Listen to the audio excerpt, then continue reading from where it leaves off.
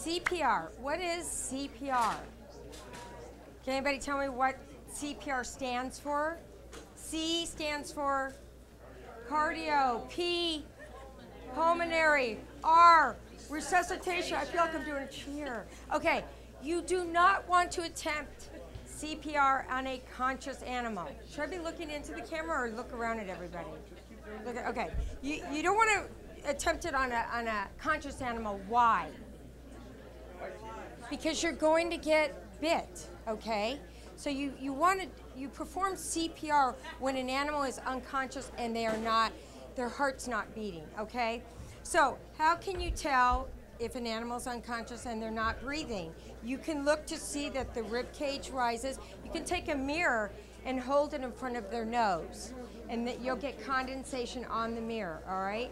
Now to see if their heart's beating, the heart is more to the left side of the chest cavity. You want the animal to be lying on their right side. You take the animal's elbow and you bend it back like this, okay? And where the point that it bends back to on the chest is right where the heart is. So you can place your hand over there, see if you can feel the heartbeat. A good place to find a pulse is on the inside of the thigh on a dog or a cat. Go home and try it tonight on your animal so you get practice doing that, okay? If you don't feel a pulse, you don't see the animal is breathing, that is when you want to attempt CPR. Now, one thing is, if you're trying to breathe into the trachea and there's a ball or rock that's obstructing it, are you going to be able to get air into the lungs? You're not. So Oprah Winfrey's dog died because it choked on a ball. And nobody opened up the mouth to see. All right, so the first thing you want to do before you do that, open the mouth. You could pick the dog up by their tongue. It's a very strong muscle. Open it up. If you see vomit, whatever, you got to just scoop it out, okay? If you see something in there, try and grab it and pull it out if you can. You know, if you push it back farther, I can show you the Heimlich technique, but people are so shy about that. Open it up, see if there's something obstructing the airway, pull it out.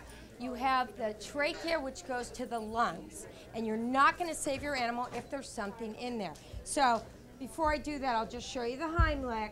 If there is something in there, you can do Heimlich on a dog like you can a human. You put your hands like this, and you go upward thrusting like this. 1, 2, very firm like that. And a lot of times it's just gonna pop out. You can tip them upside down. Oh, come on, come on. All right? You know, you're trying to save your animal's life. With a smaller animal, you can do what we use, like in a baby, you use the butt of your hand and you go like this in between the shoulder blades. You're trying to dislodge that. It works, I've done it. Once you've dislodged that, you know you have an open airway, then you go ahead and you do rescue breathing with chest massages.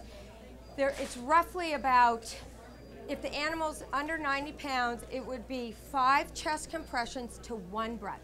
5 chest compressions to 5 to 1, 5 to 1. Over 90, 10 to 1. They've simplified it. It used to be very complicated. You should be doing this in the back seat of the car as you're going to the vet hospital.